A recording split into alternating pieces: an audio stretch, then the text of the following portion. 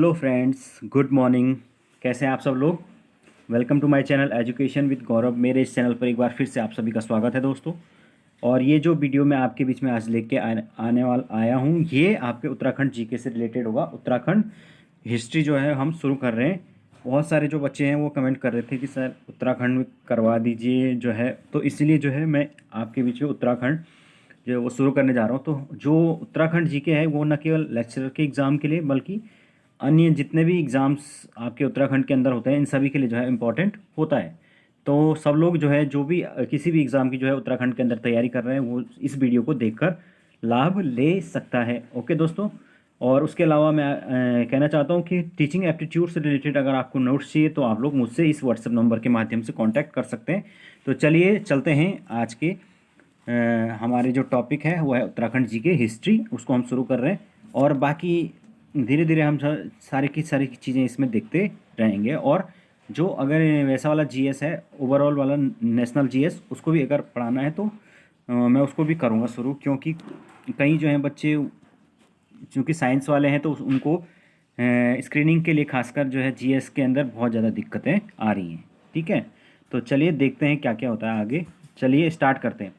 तो सबसे पहले हम बात करेंगे वैदिक कालीन, यानी कि वैदिक काल के अंदर उत्तराखंड में क्या क्या चीज़ें थी या उस उत्तराखंड के लिए उसमें क्या क्या कहा गया था। तो सबसे पहले ऋग्वेद की बात करते हैं। हम जब भी वेदों की बात करते हैं तो उत्तराखंड में के लिए जो है ऋग्वेद में देवभूमि या पवित्र भूमि इसको कहा गया है। ओके, तो देवभूमि या पवित्र भूमि ये ऋग्वेद में इसका उल्लेख है और आज तक ये नाम हम इसको इसीलिए देवभूमि के नाम से जानते हैं। जो हमारे ब्राह्मण ग्रंथ हुए हैं उनमें ऋग्वेद का जो पहला ब्राह्मण ग्रंथ है वो है ऐत्रेय। ओके ना, आप जानते हैं कि जो हमारे वेद हैं उनके अलग अलग अपने ब्राह्मण ग्रंथ हैं। तो उनमें जो ऋग्वेद का ब्राह्मण ग्रंथ ऐत्रेय है उसमें उत्तर कुरु जो है उस शब्द का प्रयोग किया गया है किसके, उत्तराखंड के लिए। ओके, तो चलते हैं आगे। उत्तराखंड जो क्षेत्र है उसका प्राचीन विवरण ऋग्वैदिक जो काल है उसमें मिलता है। इसके अलावा प्राचीन जो महाकाव्य हमारे रामायण हो गया, महाभारत, इनमें भी जो है उत्तराखंड की विस्तृत जानकारी हमें प्राप्त होती है। तो रामायण महाभारत भी हमारे उत्तराखंड की जो इतिहास है, इतिहास उत्तराखंड के संबंधित जो जानकारी उसके लिए एक प्रमुख स्रोत हो जाते हैं। जो वेद हैं उनके अलावा जो हमारे पुराण हैं उनमें उत्तराखंड के इतिहास के बारे में प्रयुक्त मात्रा में जानकारी प्राप्त होती है। चलिए आगे चलते हैं। नेक्स्ट, जो विष्णु पुराण है, वायु पुराण है, अग्नि पुराण है आदि, इन सभी में जो है इस क्षेत्र की तीर्थ इस यात्राओं का वर्णन मिलता है। तो ये हमारा जो क्षेत्र है उत्तराखंड, ये पहले से ही जो तीर्थ यात्राओं के लिए मशहूर रहा है आदिकाल से ही, और इसीलिए जो है इन सारे पुराणों के अंदर जो है तीर्थ यात्राओं का वर्णन मिलता है। और जो हमारे स्कंद पुराण है उसमें जो है हरिद्वार से लेकर जो हिमालय तक का क्षेत्र है उसको क्या कहा जाता है, केदारखंड या गढ़वाल क्षेत्र कहा जाता है। और नंदा देवी पर्वत से लेकर और कालागिरी तक का जो क्षेत्र है उसको मानसखंड या कुमाऊं या कुमायूं कहा जाता है। कुमायूं है मेनली। तो ये जो क्वेश्चन है आपको पता है कि कई जो है एग्जाम्स है उसके अंदर पूछा जाता है। तो ये जो केदारखंड और मानसखंड का जो नाम आया है दोस्तों, ये यहीं से आया है, स्कंद पुराण से। ठीक है, तो आपको ये चीज़ याद रखनी है। चलते हैं आगे। आगे है दोस्तों महाभारत। जो महाभारत है उसमें एक वन पर्व का उल्लेख है जहाँ उसमें गंगा द्वार से और भृंगतुंग यानी कि केदारनाथ का दूसरा जो नाम है वो भृंगतुंग, यहाँ पर भी एक क्वेश्चन बन जाता है केदारनाथ का जो दूसरा नाम है वो क्या है। तो हरिद्वार से लेकर और भृंगतुंग तक की जो यात्रा है उसका वर्णन जो है वो उस महापर्व के अंदर किया गया, वन पर्व के अंदर। महाभारत जो काल है उसमें पांडवों ने गंगोत्री को क्या कहा है, हिमोत्री, तथा यमुनोत्री को यामुन कहा है।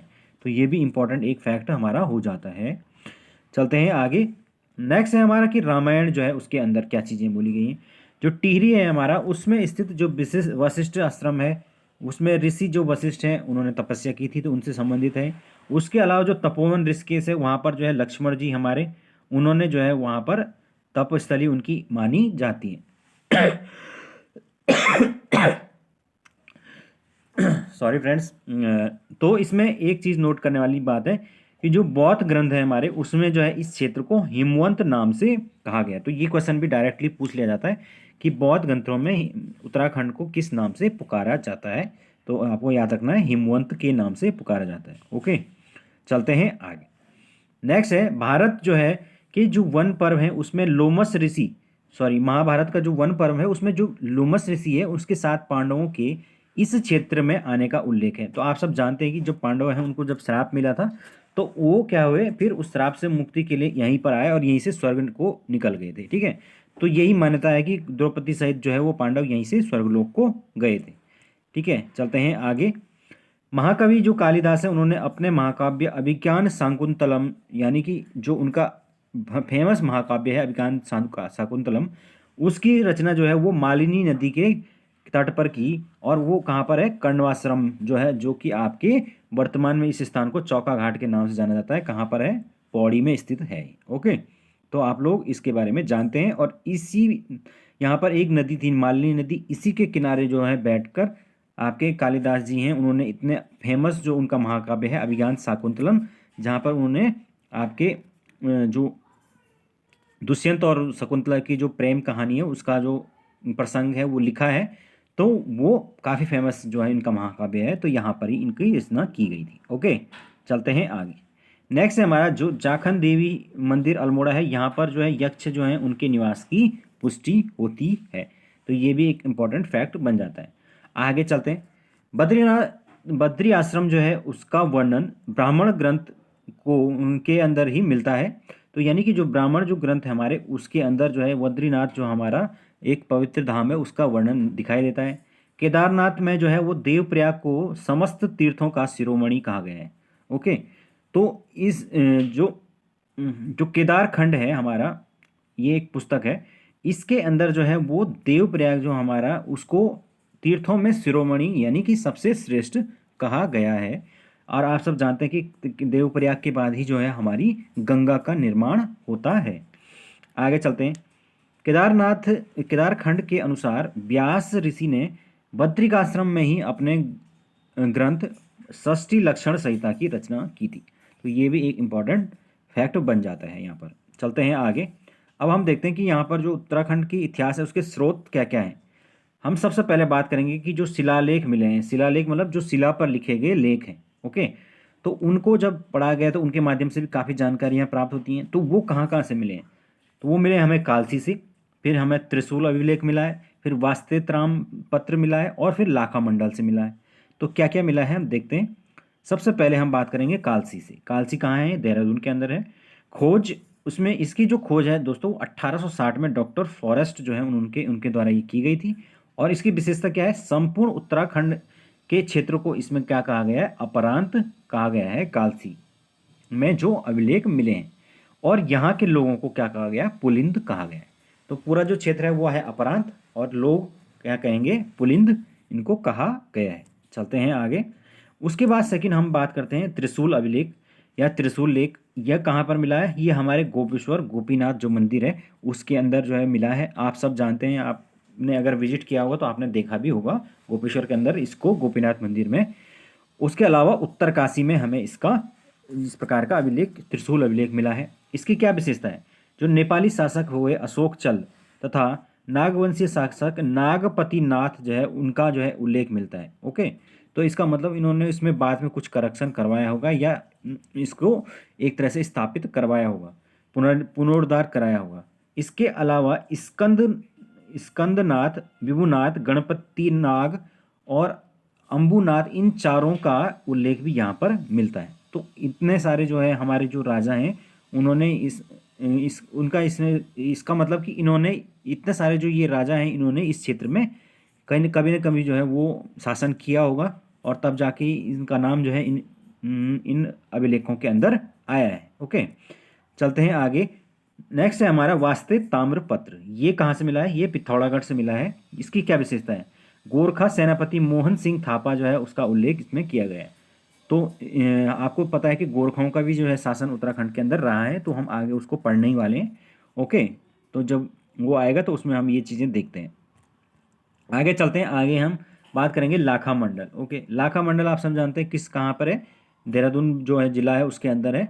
और यहाँ पर इनका इसकी विशेषता क्या है कि जो राजकुमारी ईश्वरा है वहाँ उनका जो है यहाँ पर उल्लेख, इनके जो अभिलेख यहाँ पे मिला है राजकुमारी ईश्वरा का जो है उल्लेख मिलता है। और जो छगलेश राजा है उनकी राजधानी यहाँ पर कही जाती है। ओके, तो ये छगलेश होगा। ओके, तो आप लोगों ने इसके बारे में सुना होगा, पढ़ा होगा, अगर जिसने उत्तराखंड की जीके थोड़ा बहुत पढ़ी है।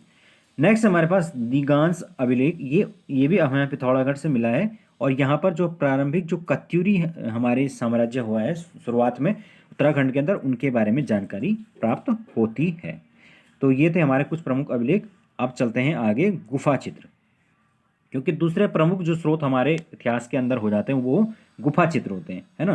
पहले तो अभिलेख होते हैं, फिर गुफाओं में जो चित्र पाए गए हैं वही तो होते हैं। तो उनमें सबसे पहले हम बात करेंगे लाखू उडियार की। तो लाखू उडियार कहाँ है? अल्मोड़ा। अल्मोड़ा में जो सुयाल नदी है उसके दाहिने तट पर जो है ये स्थान आपका पाया जाता है, लाखू उडियार। ये एक प्रकार का उडियार का किसको बोलते हैं गढ़वाली में, आपको पता है कि उडियार मतलब होता है गुफा। इसकी जो खोज है 1963 में डॉक्टर MP जोशी हैं उनके द्वारा की गई थी, अल्मोड़ा में सुयाल नदी के तट पर। आपको याद रखना है ये चीज़। आगे अब इसकी क्या विशेषता है, विशेषता देख लेते हैं। प्राग ऐतिहासिक गुहा चित्रों या गुफा चित्रों की खोज में उत्तराखंड की ये पहली खोज थी। जो प्राग ऐतिहासिक जो है वो चित्र मिले उसमें पहली खोज यही थी। ओके। और मानव को यहाँ पर जो है नृत्य करते हुए दिखाया गया है। गुफा के चित्रों में 3 प्रकार के जो रंग हैं उनका प्रयोग किया गया है। और सबसे जो ऊपरी भाग है वो श्वेत यानी सफ़ेद है। जो मध्य का भाग है वो है कथाई या लोहित कलर का। और जो सबसे नीचा भाग है वो है श्याम या काला कलर का इसमें हो। तो इस प्रकार से ये 3 प्रकार के जो है लाखू उडियार जो हैं उसके अंदर ये हमारी गुफाओं के अंदर चित्र पाए गए। एक बहुपर्वतीय छिपकली की आकृति की हमें इसके अंदर प्राप्त हुई है। तो दोस्तों ये है हमारी कुछ विशेषताएं लाखू उडियार, जो कि अल्मोड़ा के सुयाल नदी के तट पर मिला है। और यहाँ पर 1963 में MP जोशी के द्वारा इसकी खोज हुई थी। ओके। तो चलते हैं आगे। नेक्स्ट है हमारे पास गोरखिया उडियार। तो गोरखिया उडियार हमारे डुंगरी गांव जो है चमोली के अंदर है, वहाँ पर ये मिला है। इसके अंदर हमें मिले हैं 33 मानव चित्र, 8 पशु चित्र प्राप्त हुए हैं। और यहाँ पर लाखों उडियार से अधिक चटकदार रंगों का प्रयोग किया गया है। ठीक है। तो जो ये जो रंग हैं इस उस जमाने में है नेचुरल पेड़ पौधों से निकाले गए होंगे, तभी तो इनका अभी तक जो है ये इनका जो रंग है वो बना हुआ है ना। और ये हमारे जो आदि मानव जो उन गुफाओं के अंदर निवास करते होंगे उन्होंने इस प्रकार के चित्रों को बनाया हुआ है। तो इस प्रकार से ये कई इतिहास के बारे में अनेक जानकारियाँ प्राप्त करते हैं। और इनकी जो खोज है वो दोस्तों उनका श्रेय जो है राकेश भट्ट को जाता है। ओके। चलते हैं आगे। नेक्स्ट है हमारे पास हुडली। हुडली जो है वो कहाँ पर है? हमारे उत्तरकाशी के अंदर है। यहाँ पर हमें चित्रों में नीले रंग का प्रयोग मिला है। हुडली के जो चित्र हैं वो किस प्रकार के हैं? नीले रंगों का इसके अंदर प्रयोग मिला है। फिर नेक्स्ट है हमारे पास कसार देवी। तो कसार देवी जो है ये अल्मोड़ा के अंदर स्थान है। कसार देवी जो है वहाँ पर हमें 14 जो नर्तक हैं उनका सुंदर चित्र प्राप्त हुआ है। कसार देवी का एक मंदिर भी है, आपको पता है कसार देवी मंदिर कहाँ पर है? अल्मोड़ा के अंदर है। ओके। तो आपको ये भी याद रखना है। चलते हैं आगे। नेक्स्ट है मलारी गांव। मलारी गांव जो है अगेन हमारे चमोली में है। और यहाँ पर हमें 5.2 kg का एक सोने का मुकुट प्राप्त हुआ है। तो ये भी एक इम्पॉर्टेंट फैक्ट बन जाता है। उसके बाद है हमारा किमनी गांव। किमनी गांव जो है सफ़ेद रंग के चित्रित हथियार यहाँ से हमें प्राप्त हुए। तो ये कुछ हमारे गुफा चित्र थे और जिनके जो कि इतिहास में की जानकारी के बारे में हमें महत्वपूर्ण सूचनाएं देते हैं। ओके। उसके अलावा कुछ हमारी पुरानी पुरातन गाथाएं हैं जो जो यहाँ के बारे में बहुत इंपॉर्टेंट इन्फॉर्मेशन देती हैं। उसमें क्या है? मालूशाही। मालूशाही क्या होती है? आपके जो प्रेम गाथा यानी प्रेम की कहानियाँ होती हैं ये, जिसमें राजूला मालूशाही है प्रेम गाथा। फिर है रमोला गाथा जो कि एक वीर गाथा है। फिर है हुड़की बोल गाथा है जो कि कृषि से संबंधित गुड़ाई। आपको पता है हुड़की बोल क्या होता है? एक प्रकार का कृषि नाच भी उत्तराखंड के अंदर होता है। तो हुड़की बोल कथाएं जो है वो कृषि से संबंधित होती थी। जब जो फसल की कटाई होती थी तो वहाँ पर हुड़की बजाकर जो है एक प्रकार से नृत्य किया जाता था, तो वो हुड़की बोल कहलाता है। फिर हमारे हैं पवाड़े या भड़ो जिसको कहते हैं, इसका अर्थ होता है वीर। तो ये वीरों का एक नृत्य होता है। ठीक है। तो इस प्रकार से ये हमारे कुछ पुरातन स्रोत हैं जिनके माध्यम से हमें कुछ जानकारी प्राप्त हुई है। अब नोट में देख लेते हैं हमने क्या इंपॉर्टेंट बात है। किसी के संबंध में गाए जाने वाले लोक गाथाएं पवाड़े या भड़ों कहलाते हैं। यानी कि किसी को संबोधित करके जब हम लोक गाथाओं को गाते हैं तो उसको पवाड़े या भड़ों कहते हैं। ओके। और इनको गाने वालों को भाट कहा जाता है। तो ये भी आपको याद रखना है। ठीक है। यहाँ पर आपको पता है कि उत्तराखंड के अंदर किसी कभी देवी देवताएं या विभिन्न प्रकार के जो हमारे जो लोकल देवी देवता हैं उनका एक तरह से आह्वान किया जाता है, तो उस प्रकार के जो गाने होते हैं उनको हम भड़ों या पवाड़े कहते हैं। अब जैसे इसमें क्या क्या आता है, रमी चंद्र, विक्रम चंद्र, रम रम रकिया भूतो, ये सारे के सारे इस प्रकार के पवाड़े या भड़ों कहलाते हैं। ओके, चलते हैं आगे। आगे हम देखते हैं कि विदेशी जो हमारे यात्री आए थे उन्होंने क्या क्या यहाँ के लिए कहा था। तो सबसे पहले वेनसांग। वेनसांग जो है उन्होंने उत्तराखंड के अलग अलग क्षेत्रों की हमारी यात्रा की और उन्होंने अपनी एक पुस्तक लिखी जिसका नाम है सी यू की। ओके, और अपनी इस पुस्तक सी यू की में उन्होंने हरिद्वार को कहा मो यू लो। ओके, अब चाइनीज़ थे वो, तो उनकी इसी तरीके की भाषा होगी। तो हरिद्वार को उन्होंने कहा मो यू लो, हिमालय को उन्होंने कहा पोली हीमो यूला। ओके, उसके बाद जो गंगा है उसको उन्होंने कहा महाभद्रा। उसके बाद जो यमुना है उसको उन्होंने कहा येक मोक ना। ओके, तो इस तरीके से ये जो ह्वेनसांग है उन्होंने अपने बुक के अंदर इस प्रकार का उल्लेख किया। तो इनकी बुक का नाम आपको याद रखना है सी यू की। ओके, आगे चलते हैं। आगे है टॉलमी। ये भी हमारे एक टॉलमी एक प्रकार के इतिहासकार हुए। तो ये एक प्रकार के भूगोलवेत्ता थे। तो इन्होंने जमुना को कहा है डायमोना। ओके, फिर है हमारी मैगनस्थीज। मैगनस्थीज जो है ये भी ये यात्री थे जिन्होंने यमुना को कहा है जोवेन सेरा। ठीक है, जोवेन सेरा। तो चलते हैं आगे। आगे है अन्य जो हमें स्रोत प्राप्त हुए हैं उनके बारे में उल्लेख है। अन्य जो हमें प्राप्त हुआ है वो है ताम्र मानव की आकृतियाँ, यानी कि मानव की जो ताम्र आकृतियाँ हैं वो हमें बनकोट पिथौरागढ़ से मिली है 1988 के अंदर। और वो कितनी है, 8 ताम्र मानव आकृतियाँ हैं। ओके, कुमाऊं में पहली ताम्र मानव आकृति हल्द्वानी के एक व्यापारी शिवराज शरण अग्रवाल के घर में प्राप्त हुई थी। तो ये आपको याद रखना है, पहली मानव आकृति कहाँ प्राप्त हुई थी, हल्द्वानी में। और पिथौरागढ़ जो है बनकोट क्षेत्र में जो है ताम्र मानव आकृतियाँ 1988 में हमें प्राप्त हुई, तो जो कि कितनी थी, 8 थी। फिर है हमारे पास मृद भांड, यानी कि मिट्टी के भांड यानी बर्तन। ये हमें बहादुराबाद हरिद्वार से प्राप्त हुए हैं 1951 में। 1953 में यज्ञदत्त शर्मा के द्वारा उत्खनन करवाने पर यहाँ से बड़ी मात्रा में मृद भांड यानी मिट्टी के बर्तन प्राप्त हुए। ओके, तो किसके द्वारा आपके उत्खनन कराया गया, यज्ञदत्त शर्मा 1953 में। तो ये भी आपको याद रखना है। चलते हैं आगे। नेक्स्ट है समाधान, यानी कि आपके जो शव को दफनाने की जो अलग अलग प्रकार की क्रियाएं होती हैं उससे भी पता चलता है कि किस प्रकार का इतिहास यहाँ पर रहा है। तो सानड़ा जो है शिष्ट, ये यहाँ पर प्रस्तर पेटी का समाधान हुआ। फिर नेक्स्ट है हमारे पास बसेड़ी गांव। तो बसेड़ी गांव में शिष्ट अर्न बेरियल घाट समाधान। और ये जो दोनों ही समाधान ये अल्मोड़ा में स्थित हैं, यहाँ पर प्राप्त हुए हैं। ओके, तो ये दोनों क्षेत्र भी आपको याद रखने हैं, आपके सानड़ा और बसेड़ी गांव, ये दोनों अल्मोड़ा जिला भिकियासैंण में स्थित हैं। चलते हैं आगे। 1999 में नैनीताल से 5 जो हैं वो ताम्र मानव आकृतियाँ प्राप्त हुई हैं। और उसके अलावा जो है फड़कनौला शैलाश्रय, ये हमारे अल्मोड़ा से प्राप्त हुई हैं। तो इसकी जो खोज है वो 1985 में डॉक्टर यशोधर मठपाल के द्वारा की गई थी। और यहाँ से 3 चित्रित शैलाशय हमें प्राप्त हुए थे। तो फड़कनौला जो है वो कहाँ पर है, आपके अल्मोड़ा के अंदर। बहुत इंपॉर्टेंट फैक्ट है ये कि फड़कनौला, ये कई बार पूछा जाता है। नेक्स्ट है हमारा पेटसाल ग्राम शैलाश्रय।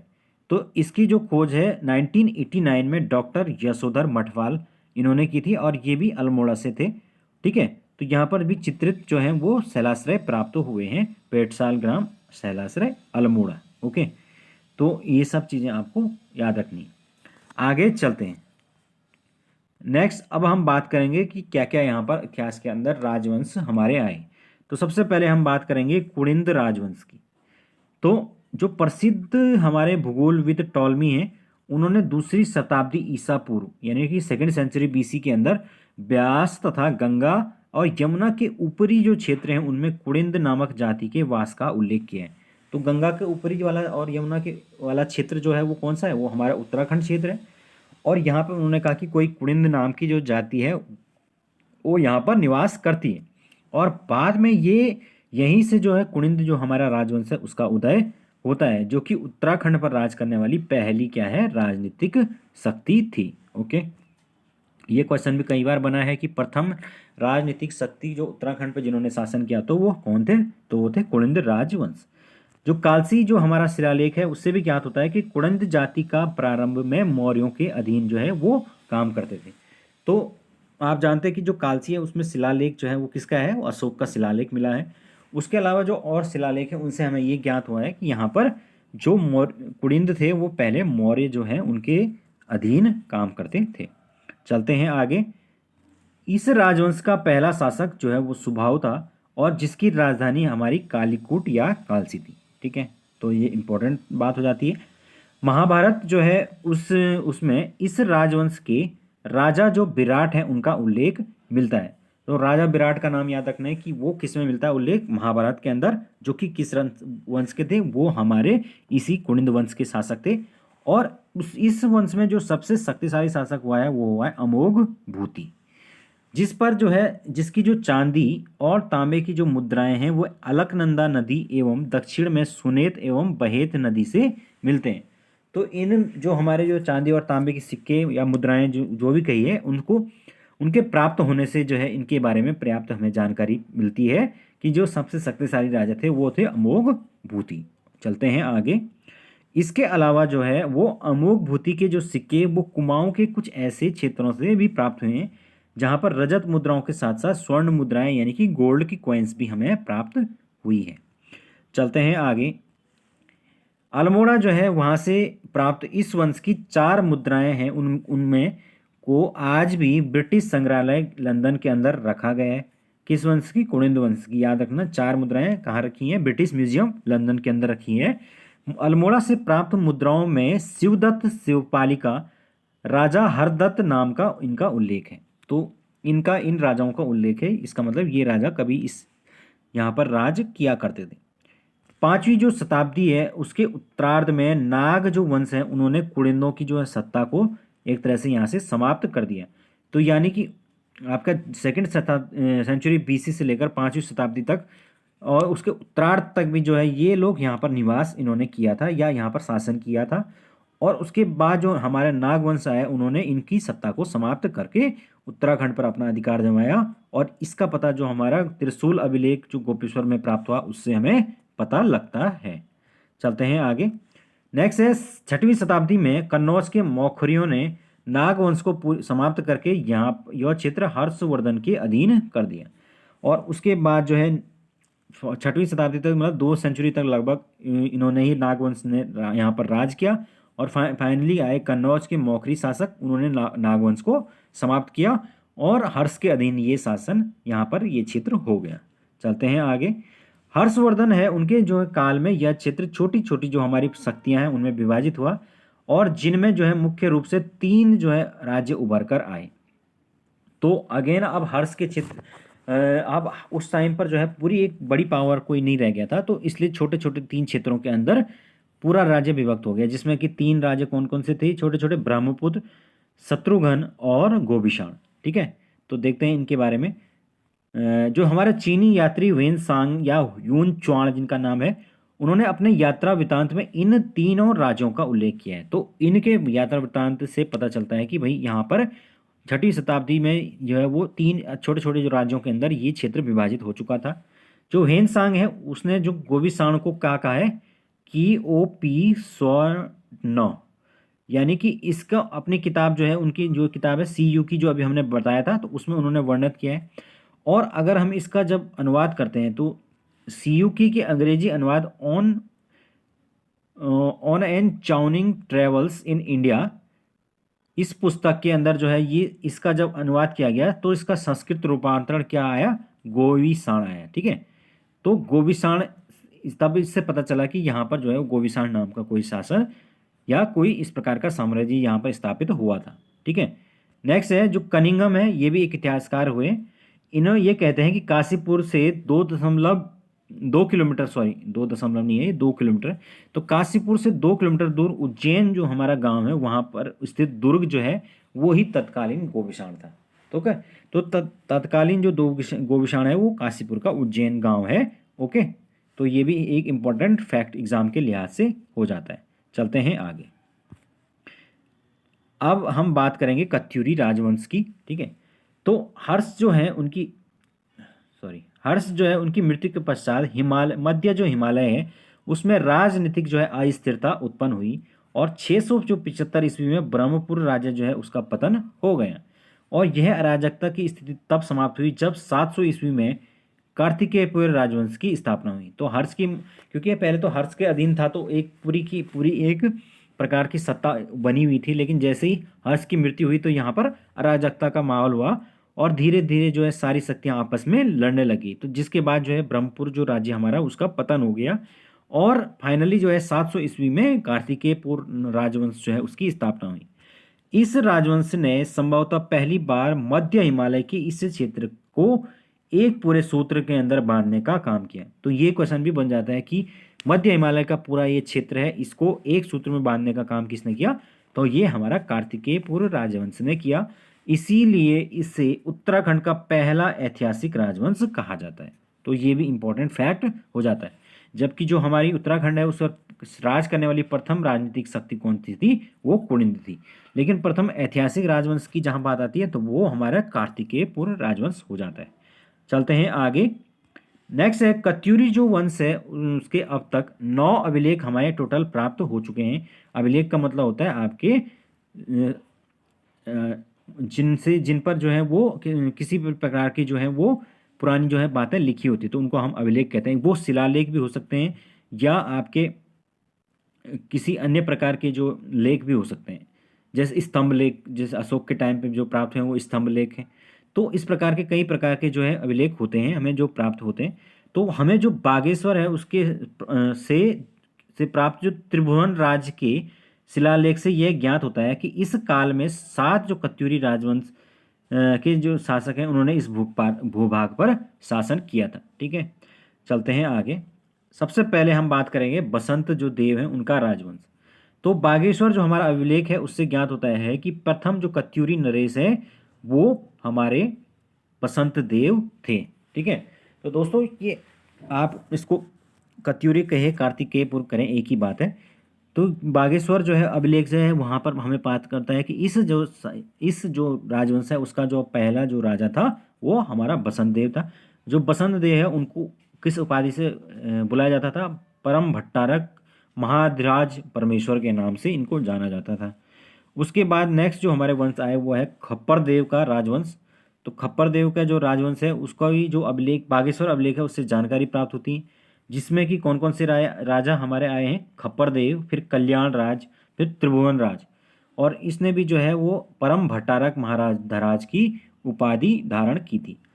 फिर हमारे पास जो तीसरा वंश आया है वो है निम्बर देव का राजवंश, जिसमें जिनकी भी जो है बागेश्वर अभिलेख से इनकी जानकारी प्राप्त होती है। इनकी अगर हम वंशावली की बात करें तो सबसे पहले इसके जो पहले जो राजा हुए हैं वो निम्बर देव खुद।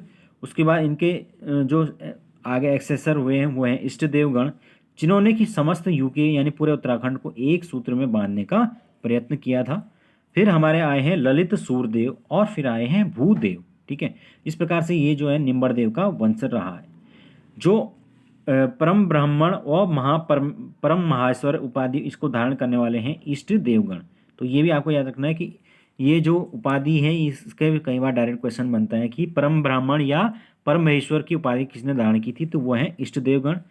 और जो बैजनाथ का हमारा मंदिर है फेमस मंदिर, वो किसने बनाया था? ललित सूरदेव पुत्र भूदेव, है ना। तो ललित सूरदेव के जो पुत्र भूदेव हैं उन्होंने इस मंदिर का निर्माण करवाया था। तो ये इंपॉर्टेंट फैक्ट हो जाता है कि आपके बागेश्वर के बैजनाथ मंदिर का निर्माण किसने कराया था? तो ललित सूरदेव के पुत्र भूदेव ने इसका निर्माण करवाया था।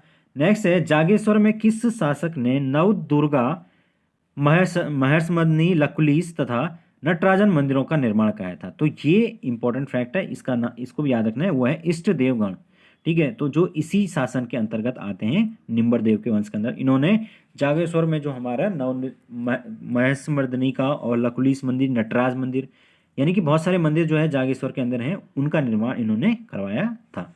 तो इस प्रकार से ये हमारे होते हैं तीन जो है वंश समाप्त हुए। जो भूदेव है उसने जो है बौद्ध धर्म शत्रु की उपाधि को धारण किया था, क्योंकि बौद्ध धर्म का जो है एक तरह से उस टाइम पर बहुत विस्तार जो है उत्तराखंड के अंदर हो रहा था, तो उन्होंने इस विस्तार को रोकने का काम किया था। चलते हैं आगे। नेक्स्ट है सलोणादित्य राजवंश। अब ये क्या था, जानकारी इसकी मिलती है हमारा पांडुकेश्वर अभिलेख, जो कि चमोली हमारे जिले के अंदर प्राप्त होता है। यहाँ पर जो है हम संस्थापक की बात करें तो कौन थे, इच्छर देव, फिर है आपका देसठ देव, फिर है परमदेव, फिर है सुभिक्ष राजदेव। तो ये कुछ इसके संस्थापक थे। सलोणादित्य का राजवंश ये काफ़ी इंपॉर्टेंट उतना नहीं है, लेकिन आपको ये याद रखना है कि ये पांडुकेश्वर जो अभिलेख है उससे हमें इसकी जानकारी प्राप्त होती है। नेक्स्ट है हमारे पास पाल राजवंश। तो दोस्तों ये सारे के सारे आपके कत्यूरी साम्राज्य के अंदर ही आते हैं। ओके, चलते हैं आगे। पाल राजवंश, इसकी जो जानकारी है वो बैजनाथ क्षेत्र से प्राप्त हमारे जो अभिलेख हैं उनके कुछ पाल राजाओं के उल्लेख से मिलता है। और वंशावली की अगर हम बात करते हैं तो सबसे पहले इसमें आए हैं हमारे लखन पाल, फिर है त्रिभुवन पाल, फिर है रुद्रपाल और फिर है उदय पाल। तो इस प्रकार से ये कुछ हायरार्की है। चलते हैं आगे। आगे हम बात करेंगे काल चक्र क्रांचल देव, सॉरी काल चक्र कह रहा हूँ मैं, क्रांचल देव का वंश। इसकी जो जानकारी है हमें वो त्रिशूल अभिलेख गोपेश्वर से इस वंश के राजा अशोक चल के 1191 में कत्यूरी जो घाटी है उस पर आक्रमण करने के और साक्ष्य मिलते हैं, और त्रिशूल अभिलेख से इसके साक्ष्य प्राप्त होते हैं। त्रिशूल अभिलेख जो कि गोपेश्वर गोपीनाथ मंदिर के अंदर मैंने अभी बताया था आपको, तो वहाँ पर पता चला है कि जो अशोक चल है उन्होंने 1191 में कत्यूरी घाटी के अंदर आक्रमण किया था। तो जो पुराने उस समय के राजा होते थे वो अपने एक तरह से अपना साम्राज्य, अपने आप को जो शक्तिशाली दिखाने के लिए एक तो विभिन्न प्रकार की जो उपाधियां हैं उनको धारण करते थे, और दूसरी बात वो अलग अलग प्रकार के अभिलेख खुदवाते थे, या जैसे त्रिशूल अभिलेख, शिलालेख, इस प्रकार के अभिलेखों को स्थापित करवाते थे ताकि इतिहास में उनका नाम हमेशा के लिए दर्ज हो जाए। तो चलते हैं आगे। नेक्स्ट है हमारे पास अशांति देव का राजवंश। अशांति देव जोशीमठ जो हमारा चमोली के अंदर, वहां से प्राप्त लिखित ग्रंथ गुरु पादुका से इस वंश की जानकारी मिलती है। इस वंश के संस्थापक थे अशांति देव, जिनकी राजधानी थी जोशीमठ, और उसके उन्होंने बाद में नाथपंथी संत जो है नार सिंह जो है उनके कहने पर अपनी राजधानी कत्यूरी घाटी से रणचूड़ाकोट जो है उस वहाँ पर स्थापित की थी। तो राजधानी को इन्होंने ट्रांसफर कर दिया था, किसके कहने पर, नार सिंह जो कि एक नाथपंथी संत थे, तो उनके कहने पर इन्होंने राजधानी कत्यूरी घाटी से रणचूड़ाकोट को ट्रांसफर की। नोट, राजावली जो है उसमें कुमाऊं से प्राप्त हस्तलिखित जो ग्रंथ है वो राजावली, और गुरु पादुका ये गढ़वाल से हमें प्राप्त हुआ है, ये भी एक प्रकार का हस्तलिखित ग्रंथ है। ठीक है, तो इन दोनों के गढ़वाल और कुमाऊं के बारे में कुछ बहुत सारी इंपॉर्टेंट जानकारियां प्राप्त होती हैं। आगे चलते हैं। इस वंश का अंतिम जो शासक था वो था ब्रह्मदेव या बीरमदेव। तो ये भी क्वेश्चन कई बार पूछा गया कि कत्यूरी वंश का जो अंतिम शासक वो कौन था, तो ये आपको याद रखना है, ब्रह्मदेव या बीरमदेव उसका अंतिम शासक था। आगे जो कत्यूरी हैं उन्होंने अपनी राजभाषा को संस्कृत तथा लोक जो उनकी भाषा थी वो थी पाली थी। तो ये भी एक इम्पॉर्टेंट फैक्ट हो जाता है। उसके अलावा कत्यूरी जो राजवंश है उसके सभी जो शिलालेख हैं या अभिलेख हैं वो कुटिला जो लिपि हैं उसमें लिखे गए हैं। तो ये भी एक इम्पॉर्टेंट फैक्ट हो जाता है। आगे चलते हैं। आगे हम बात करेंगे इनके प्रशासनिक व्यवस्था या एडमिनिस्ट्रेशन किस प्रकार का था। प्रशासनिक व्यवस्था की बात करें, जो कत्यूरी प्रशासन है उसमें प्रशासन का केंद्र जो है वो राजा को माना जाता था, क्योंकि जो राज व्यवस्था होती है जाहिर सी बात है उसमें प्रशासन का केंद्र कौन होगा, राजा ही होगा। अभिलेखों में कत्यूरी नरेश के निम्नलिखित जो है अधिकारियों का नाम मिलता है। तो क्या क्या पद होते थे उसी के हिसाब से अधिकारियों का नाम होगा। सबसे पहले राजात्मय, यानी कि राजा के बाद दूसरा सबसे सर्वोच्च पद, राजा का मुख्य सलाहकार। तो आज के डेट में हम क्या कह सकते हैं इसको, हम कह सकते हैं ये आपका दूसरे नंबर पे जो सबसे पावरफुल है वो आपके गृह मंत्री जी, तो वो राजात्मय यहाँ पर पद कहलाएगा। फिर है हमारे पास महासामंत, तो ये हमारा सेना प्रमुख, सेना का प्रधान। फिर है महाकर तृतिका, यानी कि निरीक्षण संबंधी जो कार्य हैं उनकी देखभाल करने के लिए करने वाला सबसे सर्वोच्च अधिकारी महाकर तृतिका। फिर है नेक्स्ट सौदाभंगीकृत, यानी कि जो राजकीय निर्माण है उसकी रूपरेखा को तैयार करने का मुख्य अधिकारी, जो जितने भी राजकीय स्तर पर जो महल और कुछ और इमारतें, सैनिकों के निर्माण, ये सब चीज़ें देखने वाला अधिकारी, इसका नाम ये है। फिर है नेक्स्ट है प्रांतपाल। तो प्रांतपाल तो इसका नाम से ही पता चल रहा है कि ये क्या कर रहा होगा, प्रांत की सुरक्षा करने वाला अधिकारी होगा। यानी इसको हम क्या कहते हैं, नेशनल सिक्योरिटी एडवाइजर कह सकते हैं इसको। फिर है हमारे वर्मपाल, जो कि जो प्रांतपाल है उसकी सहायता करने के लिए एक प्रकार का छोटा अधिकारी होगा। आगे चलते हैं, सैन्य प्रशासन यानी कि आपका सेना में क्या क्या चीज़ें थी। कस्तूरी जो सेना है उसका प्रमुख महासामंत कहलाता था, और सेना जो है वो चार भागों के अंदर बटी हुई थी। पहला है पदांतिक, पदांतिक यानी कि पैदल सेना, जिसका जो प्रमुख है वो होता था गौलमिक। ओके। फिर है हमारा अश्वारोही यानी कि घोड़ों की जो सेना है। इस प्रकार जो है इसका जो प्रमुख कहलाता था वो अश्वबलाधिकृत कहलाता था। नेक्स्ट है हमारे पास गजारोही। गजा जो रोही है वो हाथी वाली सेना थी। क्यों, आपको पता है पहले की जो सेना उसमें हाथी, घोड़े, ऊंट, पैदल सैनिक, कई प्रकार के जानवर जो है वो रखे जाते थे। तो हाथी जो वाली जो सेना थी उसके जो प्रमुख थे वो थे हस्तिनालिद्रिकृत। ओके। फिर है हमारे पास उस्टारोई। उस्टारोई यहाँ पर ये जो है वो ऊंट की सेना कहलाती थी, और इसका प्रमुख होता था उष्ट बलाधिकृत। तो ये जो नाम है थोड़ा अटपटे हैं, लेकिन आपको याद तो करने ही पड़ेंगे। ये चारों अधिकारी जो है वो जो सामंत है उसके अंडर में काम करते थे, यानी कि सबके सब जो है वो सेना प्रमुख के अंडर में काम करते थे। ओके, चलते हैं आगे। नेक्स्ट है आंतरिक सुरक्षा, यानी कि आपका इंटरनल सिक्योरिटी, जिसमें कि हमारा है दोषापराधिक। तो यहाँ पर अधिकारी जो अपराधी हैं उनको पकड़कर को पकड़ने वाले विभाग का सर्वोच्च अधिकारी, यानी कि आप कह सकते हैं ये वर्तमान समय में डीजीपी बोल सकते हैं आप उसको। तो फिर है नेक्स्ट दुसाध्य साधनिक, यानी कि जो गुप्तचर हमारा विभाग है उसका सर्वोच्च अधिकारी सीक्रेट सर्विस। फिर है हमारा राजस्व व्यवस्था, यानी कि टैक्स कलेक्शन। तो जो राजस्व है, जानते हैं कि जो जो भी हमारा राज्य व्यवस्था चलती थी उसमें सबसे प्रमुख जो साधन क्या है, एकमात्र राजस्व है। राजस्व के दम पर जो है वो राज व्यवस्था चलती थी। तो राजस्व मुख्य स्रोत जो है वो भू राजस्व था, और राजस्व के नाम पर उस समय पर जीएसटी तो कलेक्ट नहीं होता था। तो वहाँ पर क्या हो सकता था कि जो कृषि जो है उसके क्षेत्र में जो भी उत्पादन हो रहा उसी का कुछ भाग टैक्स के रूप में ले लिया जाए। तो उसी को हम क्या कहेंगे, भू राजस्व कहते हैं। इस कार्य में दो प्रकार के कर, यानी कि योग और शुल्क, इनका उल्लेख मिलता है। तो ये दो कर जो है मेनली लगाए जाते थे, टैक्स लगाए जाते थे।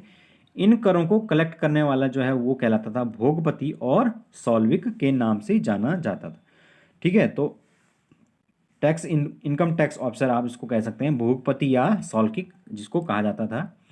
नेक्स्ट है भूमि की जो विधिवत नाप जोत है उसका काम करने का जो काम है वो प्रभांतर नाम के एक अधिकारी को दिया जाता था। प्रभांतर, ओके। तो भूमि की विधिवत नाप जोत करने का काम प्रभांतर नामक अधिकारी करते थे। फिर है वनों की जो रक्षा है उससे संबंधित जो काम है वो खंडपति करते थे। तो वन यानी कि फॉरेस्ट ऑफिसर इसको आप कह सकते हैं। चलते हैं आगे। आगे है कत्यूरी जो राजा हैं उन्होंने उत्तराखंड के क्षेत्र में छत्र युक्त मंदिरों का निर्माण किया था। तो जो हमारे ये छत्र वाले मंदिर हैं जिसमें ऊपर से जो है छत्र टाइप का बना होता है, आपने देखा होगा, जो कुमाऊं साइड में कई इस प्रकार के मंदिर हैं। तो उसका जो निर्माण है वो कत्यूरी राजाओं के द्वारा किया गया था, और इसीलिए इनके शासन को उत्तराखंड का जो है वो स्वर्ण काल भी कहा जाता है। जैसे कि भारत के इतिहास में जब हम पढ़ते हैं कि गुप्त काल, तो उसको कहते हैं कि गुप्त काल जो है वो भारत का एक स्वर्णिम काल था, क्योंकि इस काल में जो है वो जो है भारत की जो संस्कृति है उसके क्षेत्र में कई बड़े बड़े निर्माण हुए थे। तो उसी प्रकार से उत्तराखंड में भी इसको इसको स्वर्ण काल कहा जाता है, क्योंकि यहाँ पर विभिन्न प्रकार के मंदिरों का जो है निर्माण किया गया था। ठीक है, चलते हैं आगे। नेक्स्ट है जो कत्यूरी राजवंश है उसके शासन काल में ही उत्तराखंड में आदि गुरु जो शंकराचार्य जो है हमारे, उनका आगमन हुआ था। तो ये भी एक इंपॉर्टेंट फैक्ट हो जाता है, आदि गुरु शंकराचार्य। और उन्होंने यहाँ पर हिंदू धर्म की पुनर्स्थापना की। तो जैसे मैंने बताया कि यहाँ पर बौद्ध धर्म जो है उसका प्रभाव बढ़ रहा था, लेकिन धीरे धीरे और जैसे ही शंकराचार्य जी आए उन्होंने यहाँ पर हिंदू धर्म की पुनर्स्थापना की, और आपको पता है कि केदारनाथ के अंदर उन्होंने मंदिर की स्थापना की थी। तो इसमें इसमें उनकी महत्वपूर्ण भूमिका निभाई। इसी क्रम में उन्होंने बद्रीनाथ और केदारनाथ जो है वो मंदिर है उनका पूर्णोद्धार या जीर्णोद्धार जो कह सकते हैं आप, वो करवाया, और ज्योतिर्मठ जो है उसकी स्थापना की थी। फिर जो सन 820 ईस्वी में केदारनाथ में इन्होंने अपने शरीर को त्याग दिया। तो वहाँ पर इनकी आपकी समाधि जो है वो भी देखी जा सकती है, जो कि वर्तमान में इसका क्या हो रहा है, पुनर्निर्माण हो रहा है। चलते हैं आगे। नेक्स्ट है नरसिंह जो देव है उसने राजधानी कार्तिकेयपुर से बैजनाथ जो घाटी है उसमें स्थापित की थी। तो ये भी एक इम्पॉर्टेंट फैक्ट है कि किसने जो है हमारी जो कत्यूरी साम्राज्य है उसकी राजधानी को कार्तिकेयपुर से आपके बैजनाथ जो घाटी है उसमें स्थानांतरित किया था। तो ये है नरसिंह देव। तो नरसिंह देव का नाम बहुत इंपॉर्टेंट हो जाता है। फिर है जोशीमठ में नरसिंह जो देव है उसके मंदिर का निर्माण किया था, तो वो है बसंत देव। तो बसंत देव ने यहाँ पर मंदिर का निर्माण किया था। ठीक है, चलते हैं आगे। आगे हम बात करेंगे कि कत्यूरियों का उदय किस प्रकार से हुआ था। जो हर्षवर्धन है उनके समय में उत्तराखंड का जो ये क्षेत्र है ये छोटे छोटे जो भागों में विभक्त होना शुरू हो गया था। तो हर्षवर्धन कन्या कब्जा क्या है कन्याकुल के साम्राज्य के यशोवर्धन को उत्तराखंड के इस क्षेत्र के लिए अपना सामंत जो है वो नियुक्त किया था। यानी कि इन्होंने क्या किया था, यशोवर्धन को बोला कि तुम यहाँ पर हमारे एक तरह से सामंत का काम करो। लेकिन जैसे ही हर्षवर्धन की मृत्यु हुई तो अब क्या होगा, जो सामंत होगा वो चाहेगा कि मैं खुद ही पावर में आ जाऊं। ठीक है, तो यशोवर्मन जो सामंत नियुक्त किया था उसने अपने आप को अब एक स्वतंत्र राजा क्या कर दिया, घोषित कर दिया कि अब मैं क्या हूँ, इस क्षेत्र का एक राजा हूँ। फिर शासक जो है उसको घोषित होने के बाद यशोवर्मन चमोली के जोशीमठ में जो है वो बसंत देव जो है उसके नाम से नाम के जो व्यक्ति है उसको अपना सामंत नियुक्त करता है। क्योंकि अब उसने खुद को क्या किया, राजा घोषित कर दिया। तो उन्होंने कहा कि बसंत देव जो है वो हमारा सामंत है। और बसंत देव जो है वहाँ यहाँ जोशीमठ के अंदर आपके इस साम्राज्य की स्थापना करता है। तो इसका उल्लेख जो है वो कहाँ पर है, कल्हण जो है उसकी राज तरंगिणी नामक जो पुस्तक है उसके अनुसार जो है इस प्रकार का उल्लेख मिलता है कि जो कश्मीर है उसके जो कार्तिकेय वंश है उसके राजा ललितादित्य मुक्तापीठ के द्वारा कन्याकुब्ज जो क्षेत्र है यहाँ के जो इस क्षेत्र के लिए जो है इस शब्द का इस्तेमाल किया जाता था, कन्याकुब्ज क्षेत्र, यहाँ पर हमला किया गया था और यशोवर्मन को हरा दिया गया था, जो कि किसका सामंत था, जो हर्षवर्धन का सामंत था जिसने अपना आप को स्वतंत्र राजा घोषित किया था।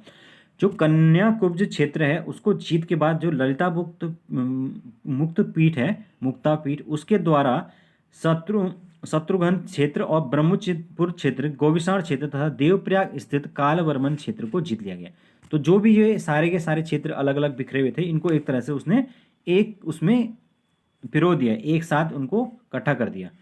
तो अब क्या हुआ, इससे इन सब को जीतने के बाद जो ललिता द्वितीय मुक्ता पीठ है उसने चमोली के जोशीमठ क्षेत्र में पहुंचकर वहां पर कश्मीरी हाट के नाम से अपनी राजधानी को बनाता है। और इसी का एक तरह से जो सामंत था वो कौन था, वो आपका ये जिन्होंने स्थापना की है इसकी वो है आपके जो हर्षवर्धन का इन्होंने सामंत यहाँ पर घोषित किया था बसंत देव। तो उन्होंने इसकी स्थापना यहाँ पर कर दी जोशीमठ के अंदर। फिर यशोवर्मन जो है उसकी हार और ललिता द्वितीय मुक्तापीठ जो है उसके वापस लौटने पर बसंत देव ने स्वयं को एक स्वतंत्र जो शासक है वो घोषित कर दिया। तो इस प्रकार से दोस्तों जो क्योंकि ऐसी कठिन परिस्थितियों में वो ज़्यादा दिन यहाँ पर रुकने वाले नहीं थे तो उन्होंने यहाँ से अपना बोरिया बिस्तर पैक करके वो निकल लिए और ललिता द्वितीय मुक्तापीठ जो है वो वापस लौट गए। तो अब जो है वो बसंत देव जो है वो यहाँ का राजा घोषित हो गया। उसने अपनी जो राजधानी है वो जोशीमठ क्षेत्र के दक्षिण में कार्तिकेयपुर जो नामक का स्थान था यहाँ पर बना दी और इसी के साथ उत्तराखंड में कार्तिकेयपुर राजवंश की स्थापना हो जाती है। ठीक है, कत्यूरी जो राजा हैं उनकी जो प्रारंभिक राजधानी कार्तिकेयपुर नामक जो स्थान है वहाँ पर थी और बाद में जो राजधानी बैजनाथ घाटी के कनीरपुर जो नामक स्थान पर स्थापित की गई थी। ठीक है, चलते हैं आगे। उत्तराखंड जो है उसके जो लोक जागर हैं उसमें बसंत देव को वासुदेव कहा गया है, जो कि कहाँ इस कार्तिकेयपुर राजवंश उसका संस्थापक था। तो ये चीज़ें जो है ये मैं अभी पहले मुझे इसको बताना चाहिए था, हालांकि ये कुछ आगे पीछे हो गया है। पहले हमने उसके बारे में पढ़ लिया उसके राजा और हमने ये लास्ट में डिस्कस किया, लेकिन आप लोग समझ गए होंगे कि किस प्रकार से इनकी स्थापना हुई। जो कत्यूरी है उनकी कुल देवी कोट भ्रामरी देवी थी। कोट भ्रामरी देवी का जो मंदिर है वो बैजनाथ यानी बागेश्वर में था और इसके जो प्रमुख देवता हैं वो कार्तिक स्वामी। ठीक है, तो कार्तिक स्वामी का मंदिर जो आपने सुना होगा और ये हमारे प्रमुख देवता हैं।